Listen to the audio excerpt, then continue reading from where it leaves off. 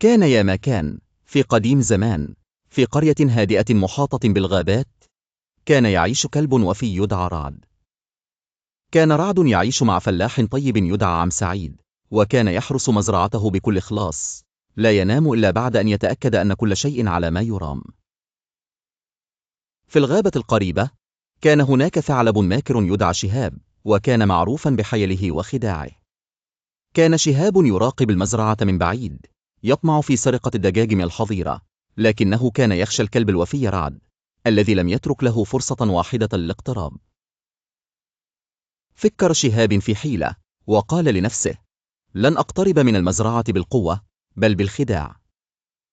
فتظاهر ذات يوم بأنه جريح، وذهب يزحف حتى وصل إلى سور المزرعة، وبدأ يئن بصوت مرتفع. سمع رعد الصوت فأسرع إليه، فرأى الثعلب ممددا ويتظاهر بالمرض، فقال له: ما بك أيها الثعلب؟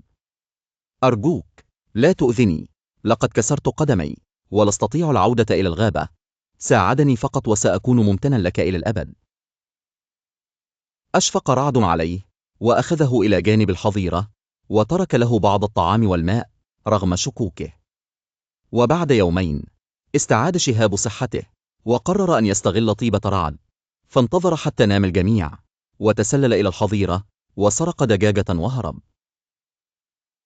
في الصباح اكتشف عم سعيد ما حدث، فغضب وقال لرعد: لم أتوقع هذا منك، كيف تترك الحظيرة بلا حراسة؟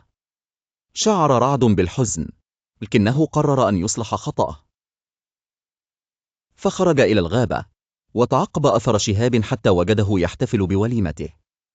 هجم عليه بشجاعة واستعاد الدجاجة، وأخذ الثعلب إلى عم سعيد ليرى بعينيه من كان وراء السرقة. فرح عم سعيد وربت على رأس رعد وقال: سامحني يا رعد، لقد كنت دوما وفيا وخدعا الثعلب بمكره، لكنك أثبت أنك أذكى وأشجع منه. ومن يومها صار رعد حارسا يضرب به المثل في الوفاء والذكاء. أما شهاب فعرف أن الخداع لا يدوم، وعاد إلى غابته خائبا.